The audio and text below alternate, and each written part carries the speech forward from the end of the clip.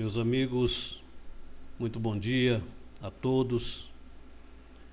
Estamos reiniciando o nosso estudo de passagens que constam da doutrina espírita, baseada no Evangelho de nosso Senhor Jesus Cristo. E nós agradecemos a nossa Mãe Santíssima pela oportunidade que ela sempre nos concede para que possamos trazer, veicular num trabalho como este, os ensinamentos daquele que foi e é a luz do mundo, a luz da nossa vida, nosso Senhor Jesus Cristo. Nestes momentos em que nos aproximamos de um dia que nos traz uma certa tristeza, até pela falta do conhecimento do que ocorre com cada um de nós, em se tratando desse dia dedicado aos supostos mortos. Nós trazemos essas mensagens nesse sentido, para levar às pessoas um pouco de consolo, de esperança, de força, a fim de ajudar a superar. Porque na realidade, quando um ente querido nosso se ausenta para a verdadeira vida, através desse fenômeno que chamamos de morte, nós temos que aprender e colocar na nossa existência de uma vez por todas, na nossa vida, para que possamos entender, compreender que isso faz parte das leis da natureza e que esses nossos entes queridos não morreram. A doutrina espírita, ela é farta em nos trazer ensinamentos a respeito disso. O espírita, ele vê a morte de uma maneira completamente diferente. Aceita, porque ele sabe o que ocorre, ele sabe quais são as condições que todos nós devemos estar para enfrentar um momento como esse, que pode acontecer a qualquer instante da nossa vida, da nossa existência. Então, ela nos dá o material que nós precisamos para entender e aceitar esse momento. Nós já passamos por isso inúmeras vezes. Essa que vai acontecer é apenas mais uma. Ninguém, absolutamente ninguém, foge disso. Muita gente diz, espírita só vive falando de morte.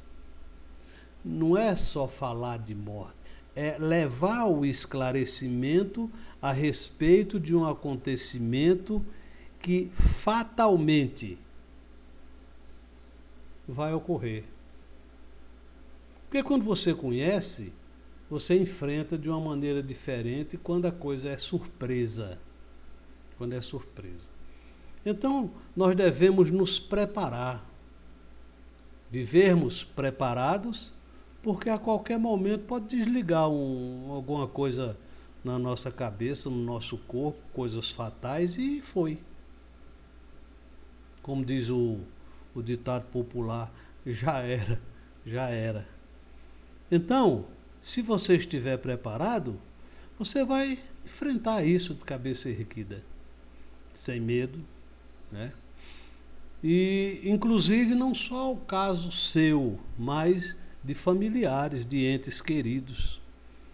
E não existe, quando o ente querido nosso parte para a verdadeira vida, não existe remédio para resolver esse problema em nós, a não ser o único que existe, é o tempo.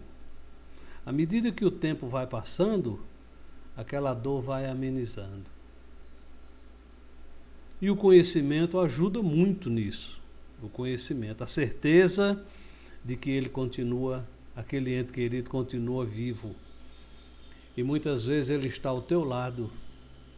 Aquele ente querido que você acha que morreu, que está dormindo, ele está do teu lado, olhando para você, passando a mão na tua cabeça, abraçando você, gritando no teu ouvido, eu estou aqui, e você não ouve.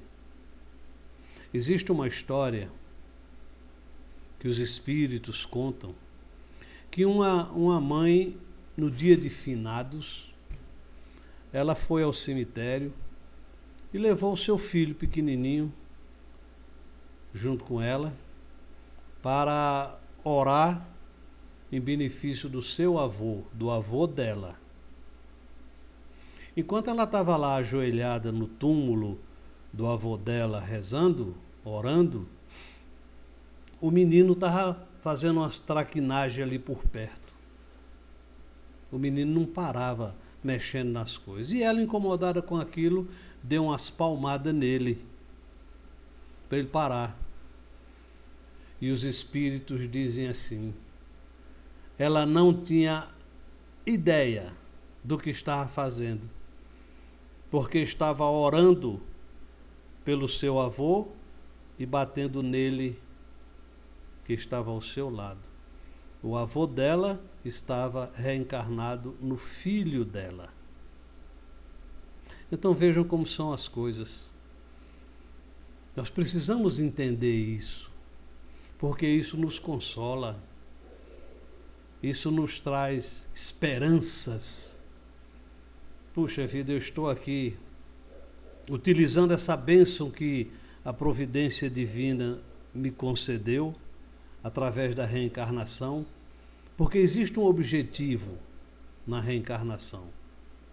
É você progredir, crescer, evoluir, se aperfeiçoar, se limpar das sujeiras morais que nós adquirimos há tantos milênios. Preste atenção que hoje você é muito melhor do que quando você estava há anos atrás. Você é muito melhor. Teus pensamentos melhoraram. Tuas atitudes melhoraram. Tuas palavras melhoraram. A tua compreensão melhorou. Você respeita mais, você entende mais as pessoas. É assim que a gente vai crescendo. Você olha mais para dentro de você, buscando ver onde é que está o erro, onde é que você erra, onde é que você incomoda. É assim que nós devemos proceder nesta escola abençoada da Terra. Ela nos ensina isso. A vida é uma escola para a gente ir aprendendo a cada minuto que passe. Cada minuto. Uma mensagem do nosso querido Emmanuel, psicografia do não menos querido ainda Francisco Cândido Xavier. À frente da morte. Não ouvides que, além da morte, continua vivendo e lutando o espírito amado que partiu.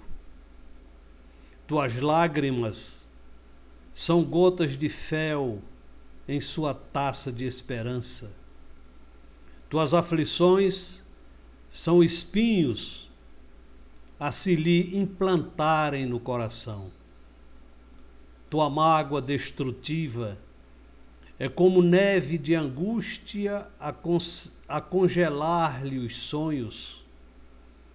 Tua tristeza inerte é sombra a escurecer-lhe a nova senda.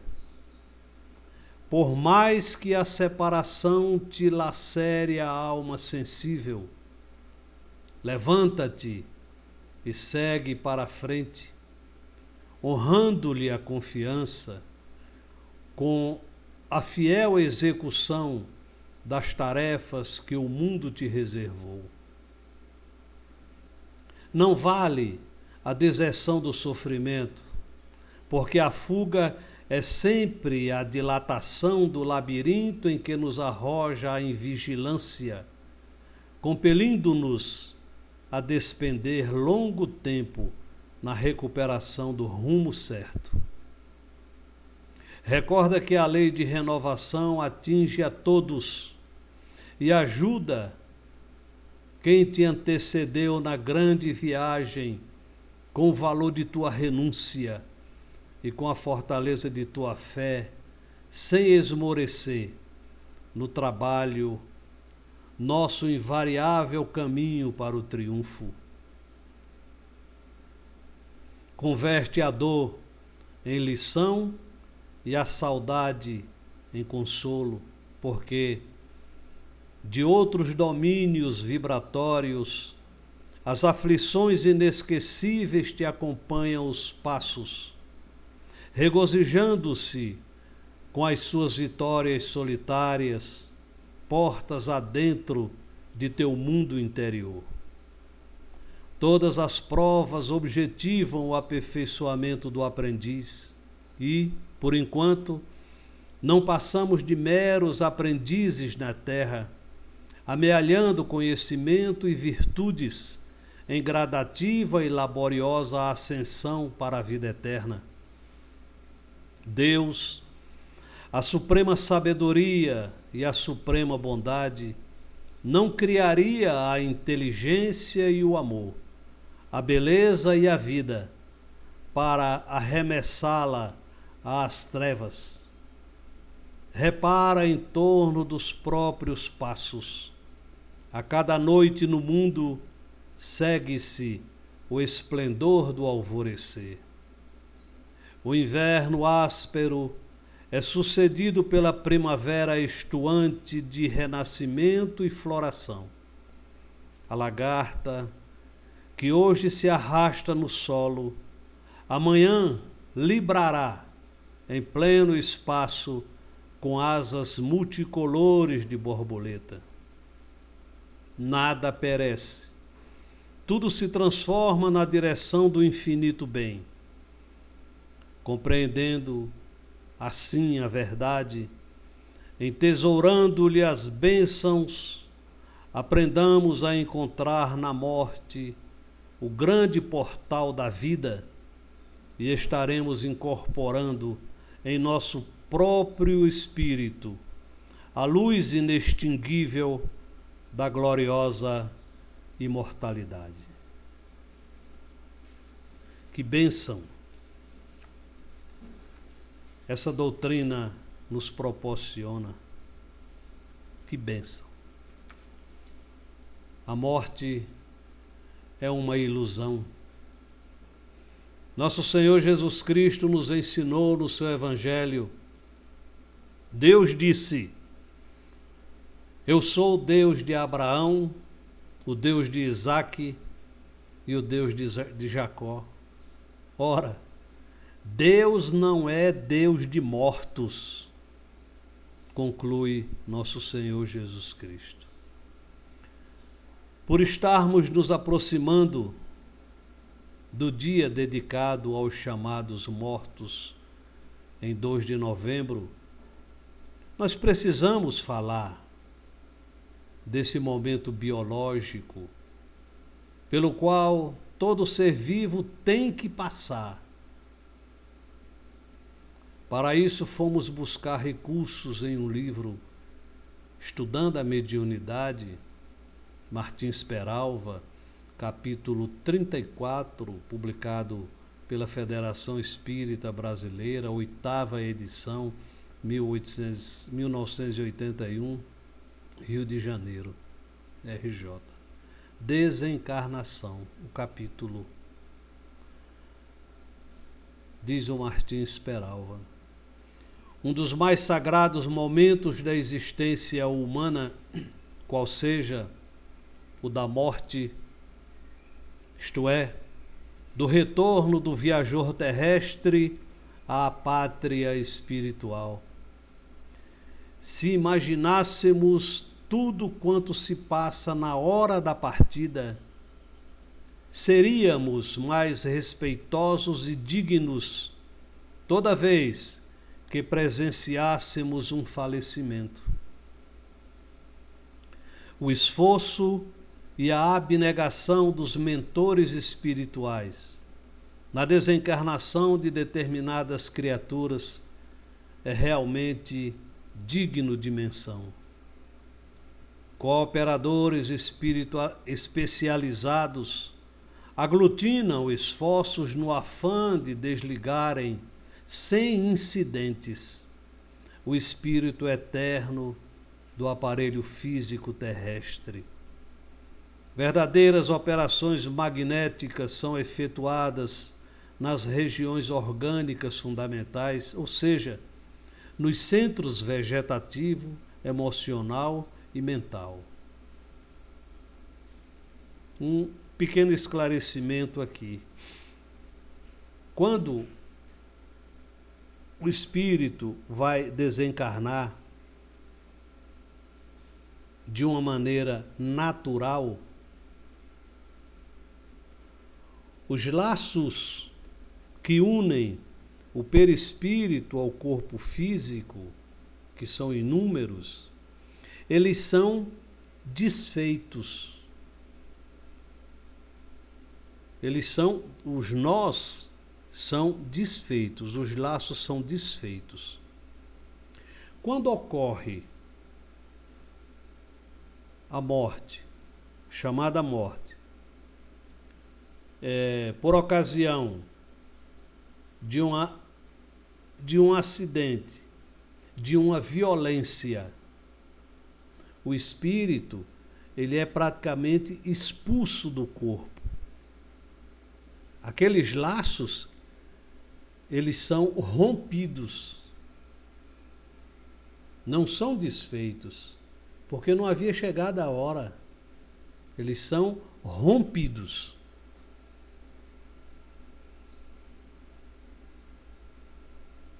A operação inicial é efetuada na região do ventre, à qual se acha ligado o centro vegetativo, como sede das manifestações fisiológicas. Com essa providência, o moribundo começa a esticar os membros inferiores, sobrevindo logo após o esfriamento do corpo. Atuando os espíritos superiores a seguir sobre o centro emocional, sediado no tórax, e representando a zona dos sentimentos e desejos, novos sintomas se verificam: desregularidade do coração, aflição, angústia e pulso fraco. É a reação do corpo tentando reter o espírito, hóspede de tantos anos, companheiro de tantas experiências, cuja partida tenta evitar.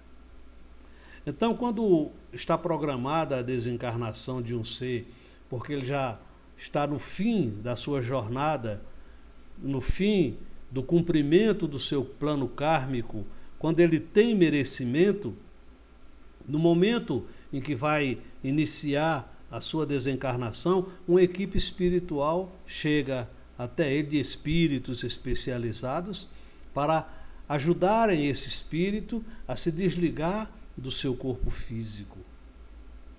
Então eles começam pelos centros de força no perispírito e fazendo o desligamento entre as ligações que existem no perispírito e no corpo físico, até o último, para que o espírito se liberte realmente. Isso quando o ser merece, porque nem toda morte a equipe está ali perto, não. Quando não tem merecimento, a equipe não vai não ajudar. Só vai quando você tem merecimento.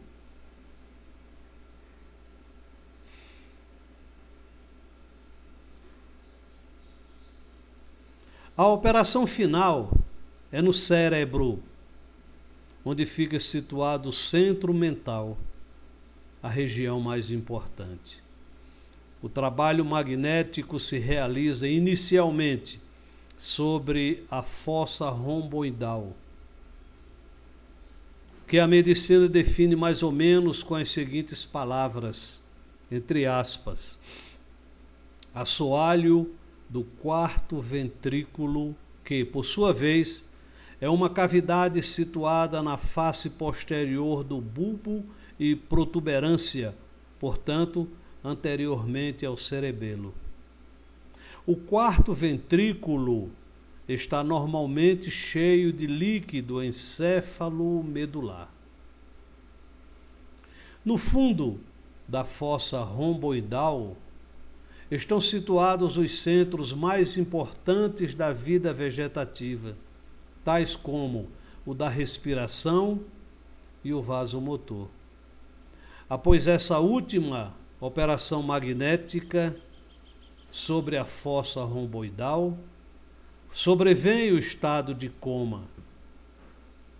Embora o espírito esteja ligado e bem ligado ao vaso físico, por fim, o desatamento do laço fluídico. Só aí conclui-se a desencarnação. O mundo espiritual recebe mais um habitante e a demografia terrestre registra no seu volume populacional decréscimo equivalente. Depois da desencarnação, cujo processo nunca é igual para todos, ao despertar no plano espiritual, defrontar-se-á o recém-chegado com as seguintes invariáveis realidades. Visão panorâmica da última existência. Reaquisição da forma antiga. Encontro com espíritos afins, elevados ou inferiores. Analogia do meio espiritual com a paisagem terrestre. Então, muitas pessoas, a gente ouve muito aqui na Terra, pessoas, quando alguém desencarna, diz: está com Jesus, está com Deus. A coisa não é bem por aí não, viu? Não é bem por aí. Não está com Jesus, nem está com Deus, não. Por quê? Vai depender da sua situação espiritual para estar num mundo bom, num plano de vibração bom ou não. Existe uma lei no universo que reza o seguinte: semelhante atrai semelhante. Se você, aqui na Terra, pautou a sua vida por ser uma pessoa boa, respeitosa, um bom pai, um bom amigo, um bom em tudo, procurou ser bom, você pode ter certeza que você vai para um lugar bom quando você desencarnar. Pode ter certeza disso. O teu lugar está reservado. Agora, se você viveu aqui na Terra procurando prejudicar seu semelhante, semeando o mal, fazendo tudo contrário à harmonia da lei, um marginal, você pode ter absoluta certeza que você vai para um lugar triste, que muitos podem até chamar de inferno. Só que o inferno que inventaram aqui na Terra é que se o cidadão chegar lá, nunca mais ele ia sair de lá, o espírito, nunca mais ele ia sair de lá. Esse é o inferno. E isso bate de frente com a justiça divina, com o amor de Deus. Isso não existe. Você vai, se foi mal, você vai para um ambiente espiritual, onde o sofrimento vai ser terrível, mas um dia você vai sair de lá. Um dia você vai sair. Então não é inferno eterno. Outra coisa que a gente se lembra, e é bom que se fale isso, muita gente deseja ao seu ente querido ou a outra pessoa qualquer, quando desencarna, quando morre, um descanso eterno. Um descanso eterno. Mas isso não tem castigo pior que você pode desejar ao seu ente querido que descanse eternamente. Meu Deus do céu, isso não existe. Não deseje isso para ele, não. Deseje estudo, deseje trabalho. Jesus disse: meu Pai trabalha até hoje e eu também trabalho. Então quem somos nós para a gente ir ao plano espiritual e descansar eternamente? Outros que pensam que vão para lá e vão ficar sentados numa nuvem dessa, tocando harpa, glorificando a Deus. Isso não existe. A morte, escrevam isso, a morte não promove ninguém. Se você é bom aqui na Terra, você vai continuar bom no plano espiritual. Se você é um marginal aqui na Terra, você vai continuar marginal no plano espiritual. Semelhante atrai semelhante. Você passa a vida semeando mal. Na última hora se arrepende. Pede perdão pelo mal que fez. E muita gente diz: ele se arrependeu, agora ele é bom e tudo, vai para um... Não vai, não. Não é assim, não. Não é assim que se engana a lei, não. A lei não se engana, porque está tudo registrado em você. A lei sabe o que você fez. A lei sabe o que você merece. Não pense que é porque você vai se confessar a extrema unção, na última hora abençoou, tal, você abrir as portas do céu para você. Isso não existe. Isso é criancice. Isso é criancice. Ante o nosso querido Emmanuel, mais uma vez, nos auxilia com a psicografia do nosso Francisco Cândido Xavier, em Religião dos Espíritos, edição da FEB.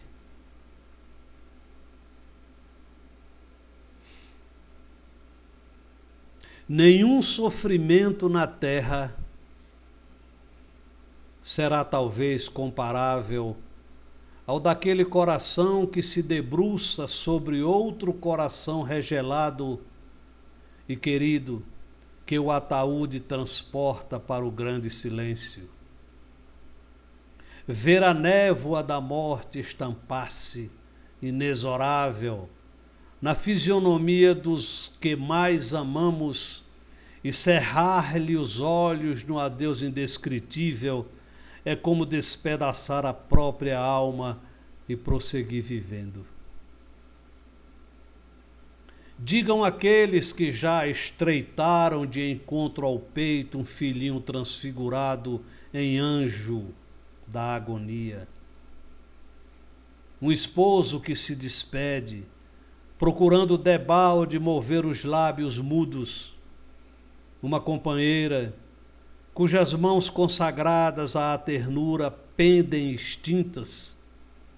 Um amigo que tomba desfalecente, para não mais se erguer, ou um semblante materno acostumado a abençoar, e que nada mais consegue exprimir senão a dor da extrema separação através da última lágrima.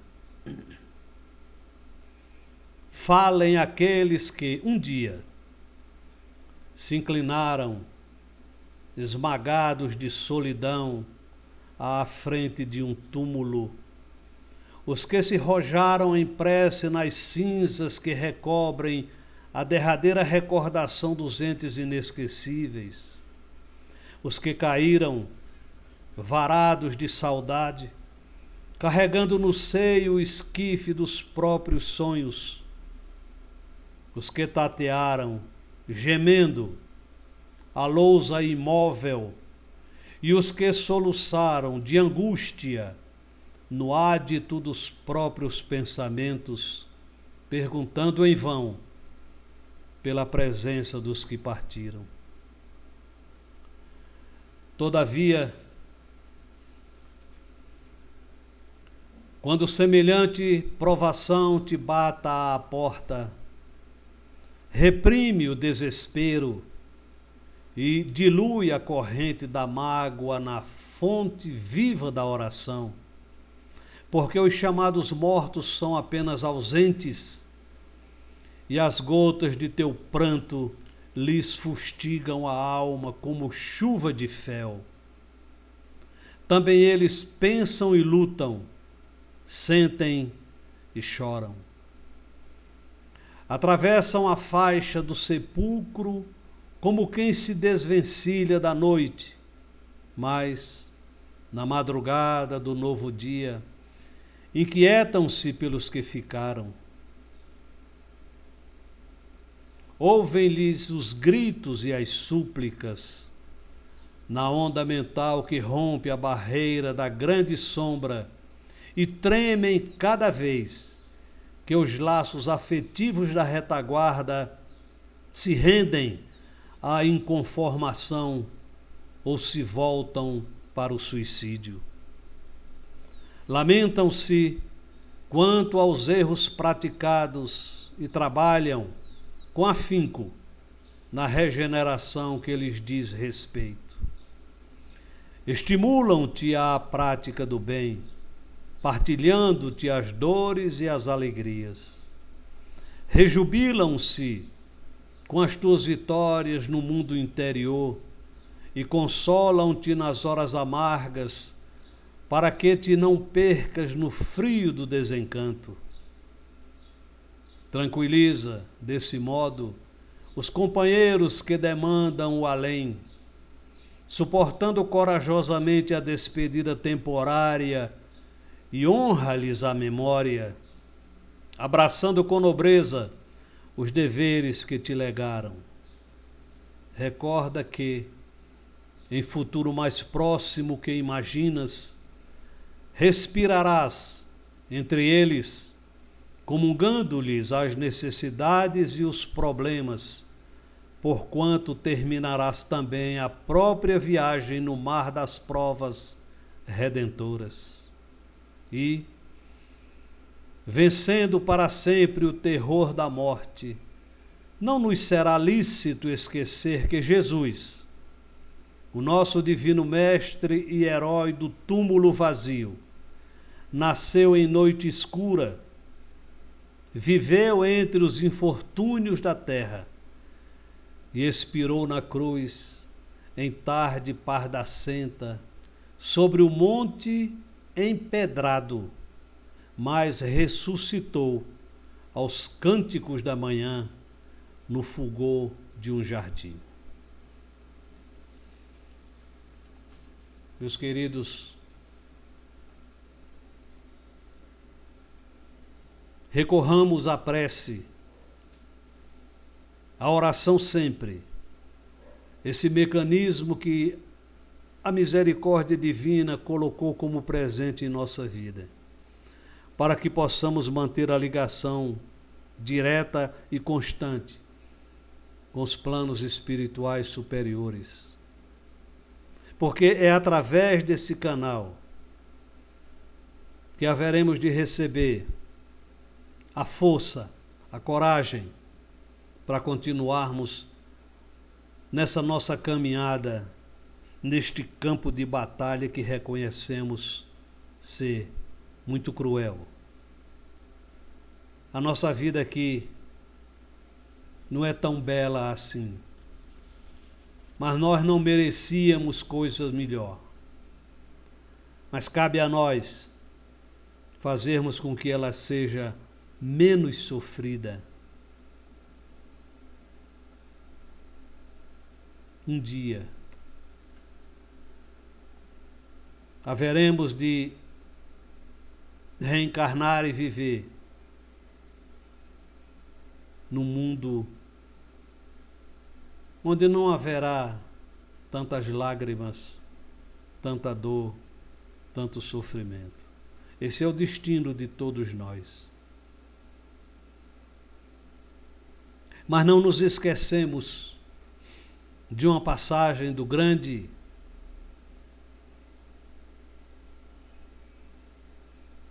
Dr. Bezerra de Menezes,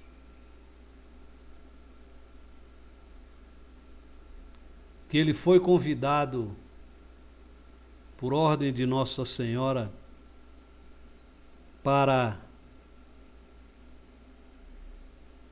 ir a um mundo superior por merecimento. Por merecimento. E ele, por amor, rogou a Nossa Senhora que o deixasse ainda semear os sentimentos nobres que ele tinha no coração, na psicosfera terrestre, beneficiando tantos irmãos que hoje necessitam dele. Deixou de ir para um mundo superior para continuar fazendo bem a todos nós. O grande doutor Adolfo Bezerra de Menezes Cavalcante. Um espírito, quando consegue se conscientizar do mal que fez e do bem que precisa fazer, ninguém segura. Ele parte para a prática do bem, porque ele sabe como é bom ser bom. Ele descobriu isso. E nós estamos caminhando para essa situação. Semear o bem, ajudar nossos irmãos de caminhada, porque somente assim conquistaremos uma situação melhor, conquistaremos a nossa felicidade. Nós fomos criados para a luz. Eu rogo ao coração querido de nossa Mãe Santíssima que abençoe o coração de cada um de vocês que me ouvem, que me acompanham. Que a luz de Nossa Senhora brilhe nos seus lares. Que algum familiar que esteja envolvido por alguma doença, atravessando algum problema, ele possa receber a bênção que os amigos espirituais que eles têm. Todos nós temos amigos e benfeitores espirituais. Recorram a ele, eles têm recursos para te auxiliar. Peça. Eles querem que você peça. Chame por eles. Que eles sabem aonde existe na natureza o remédio para aliviar o seu problema. E eles vão buscar e vão trazer até você. Peça. Em nome de nosso Senhor Jesus Cristo. Em nome de nossa Mãe Santíssima. Não esqueçam, nobres e queridos irmãos, que aquele coração querido da grande Senhora de Nazaré está sempre pronto a acolher tudo aquilo que pedirmos a ela. Façamos o possível para merecermos essas bênçãos que se derramam sobre nós. E não esqueçam jamais, nós somos luz. Nós somos luz. Viemos da luz.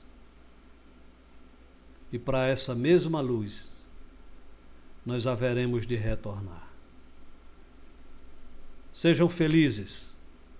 É o que eu lhes desejo de coração. Nosso Senhor Jesus Cristo e a nossa Mãe Santíssima vos abençoe a todos. Muito obrigado. Graças a Deus.